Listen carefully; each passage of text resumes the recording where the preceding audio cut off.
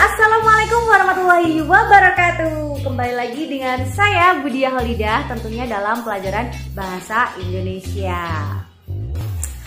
Kali ini kita akan belajar tentang teks pidato. Jadi pada bab 2 ini kita akan membahas tentang bagaimana pengertiannya, bagaimana ciri-cirinya, bagaimana dengan tujuannya, strukturnya, tentunya tentang teks pidato. Jangan kemana-mana, saksikan materi yang akan dijelaskan ya. Nah, kali ini kita akan belajar tentang mengenal teks pidato. Jadi bagaimana cara membuat teks pidato? Jadi sebelum kita menuju ke teks pidato, kita harus mengerti dulu pengertian dari pidato. Jadi kegiatan pidato itu adalah informasi atau gagasan yang disampaikan oleh seseorang di depan khalayak umum. Nah, dari sini kalian bisa pahami kan pengertian dari teks pidato. Jadi saya ulangi, pengertian dari teks pidato itu merupakan informasi atau gagasan yang disampaikan oleh seseorang di depan orang banyak atau di depan khalayak umum. Nah, setelah pengertian, yang selanjutnya adalah kita bahas ciri-ciri dari teks pidato. Yang pertama ada tujuan. Jadi teks pidato itu harus mempunyai tujuan. Karena tanpa tujuan, apa yang akan kita tuliskan pada teks pidato agar tidak keluar atau berkembang kemana-mana. Jadi harus fokus pada tujuan yang akan kita sampaikan. Yang kedua, materi harus jelas. Dengan materi yang jelas di sini, jadi isi teks pidato itu bukan hanya dari pendapat kita saja, tapi juga dapat dicampur atau ditambah dengan informasi-informasi dari yang kalian dapat, misalkan dari internet atau dari buku atau dari materi yang pernah kalian dapat sebelum-sebelumnya. Jadi dijadikan satu, bukan hanya satu pendapat saja dari kalian. Paham ya? Dan yang ketiga di situ adalah ciri-cirinya harus objektif. Objektif berarti apa yang akan kita tuangkan pada teks pidato itu harus sudah ada bukti, harus sudah ada data yang jelas. Jadi objektif itu harus jelas. Yang selanjutnya, teks pidato itu harus mempunyai wawasan baru bagi pendengar atau pembacanya. Jadi dalam teks pidato itu harus dituangkan wawasan-wawasan baru untuk pembacanya atau pendengarnya ketika kalian berpidato. Memberikan informasi terbaru, terhits untuk para pendengarnya. Dan yang terakhir ada kesimpulan. Jadi di teks pidato yang kalian buat itu harus bisa terangkum apa saja informasi yang telah kalian sampaikan selama berpidato.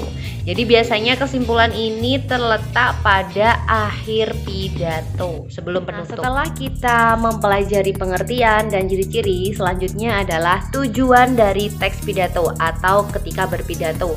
Yang pertama di situ adalah mempengaruhi atau disebut dengan persuasif. Jadi persuasif itu artinya adalah mempengaruhi, dimana tujuan kita adalah mempengaruhi pendengar atau pembaca teks pidato itu agar setuju atau sepaham dengan pendapat yang kita sampaikan pada teks pidato tersebut. Atau ketika kita mengajak seseorang atau khalayak umum untuk melakukan sesuatu yang pada hal yang positif, mereka akan mengikutinya. Jadi yang kedua setelah mempengaruhi adalah informasi. Jadi teks pidato atau kegiatan berpidato itu tujuan yang kedua adalah memberikan informasi atau wawasan baru. Jadi dengan kegiatan pidato ini khalayak umum mendapatkan informasi baru dari apa yang telah disampaikan oleh pembicara. Dan yang ketiga itu adalah kesan. Jadi seorang pembicara itu harus memberikan kesan yang baik untuk pendengarnya.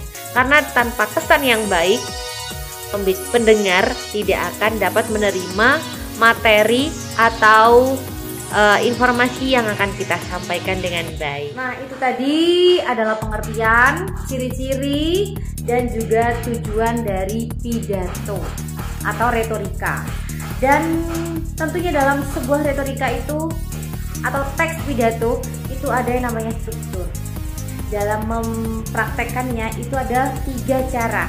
Yang pertama dengan cara menghafal, berarti tidak ada catatan, sudah di luar kepala, kalian ngomong langsung di depan, misalkan seperti sambutan, itu langsung ngomong di depan orang banyak.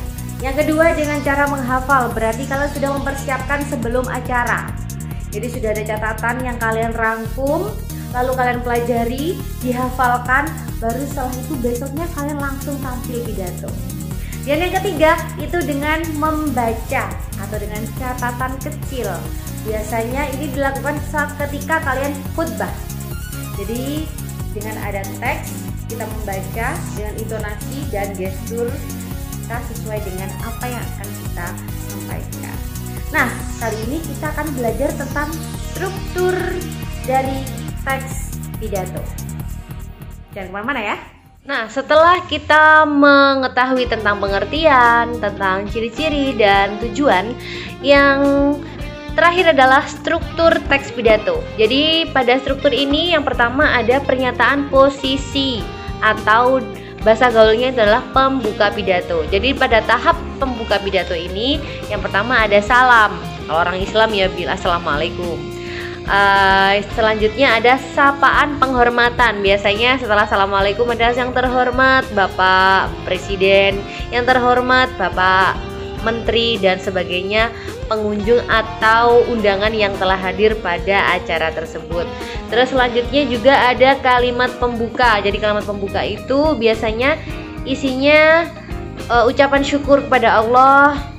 Nah, seperti itu sampai penyebutan tema pidato yang akan kita sampaikan. Contohnya puji syukur kehadirat ilahi Robbi yang telah memberikan rahmat saidahnya, dan seterusnya sampai penyebutan temanya. Misalnya temanya adalah kebersihan, misalkan seperti itu.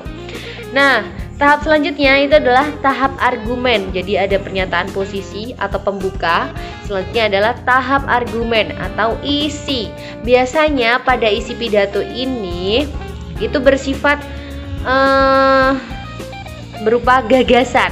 Jadi gagasan itu adalah hasil pemikiran atau keinginan atau harapan orator kepada pendengarnya. Apa yang akan disampaikan? Misalkan contohnya gagasannya di situ adalah kebersihan lingkungan itu penting untuk kita jaga. Itu misalkan contoh dari gagasan. Yang kedua ada berupa arahan atau petunjuk melakukan ya gagasan. Jadi dalam teks pidato itu juga di bagian isi tentunya itu akan dijelaskan bagaimana petunjuk melakukan gagasan yang akan kita sampaikan tadi. Oh, gimana cara kita menjaga kebersihan lingkungan? Ya, dengan cara membuang sampah pada tempatnya, misalkan seperti itu arahannya. Dan yang ketiga, dalam isi pidato itu biasanya ada pesan atau amanat yang disampaikan. Jadi misalkan contohnya jagalah kebersihan lingkungan. Misalkan itu adalah pesan dari isi teks pidato. Nah, tahap pembuka sudah, tahap isi sudah. Selanjutnya adalah tahap penguatan pernyataan posisi atau bahasa gaulnya juga disebut dengan penutup pidato. Biasanya pada penutup pidato itu paragraf pertamanya adalah harapan. Harapannya apa sih yang telah kita sampaikan di depan orang banyak tentang materi tadi? Oh, harapannya agar masyarakat bisa menjaga kebersihan dengan cara membuang sampah pada tempatnya. Selanjutnya juga orator juga harus minta maaf. Mohon maaf apabila ada kata yang kurang berkenan, misalkan seperti itu. Ucapan terima kasih karena hadirin telah mendengarkan apa saja yang telah disampaikan oleh orator. Setelah itu yang terakhir adalah salam penutup. Pada teks, kalau pada teks bukan prakteknya ya, tapi dalam teks itu biasanya ini satu paragraf aja cukup guys. Jadi satu paragraf cukup, terdiri dari harapan, mohon maaf, terima kasih, terus setelah itu ditutup dengan assalamualaikum. Jadi dari struktur ini kesimpulannya adalah hanya ada 3 poin saja. Ada pembuka, isi, dan penutup. Nah, pastinya kalian sudah sering praktek pidato atau latihan pidato pada acara-acara pengajian, misalkan IPM, atau ketika kalian muhadoroh atau sholat duha di sekolah.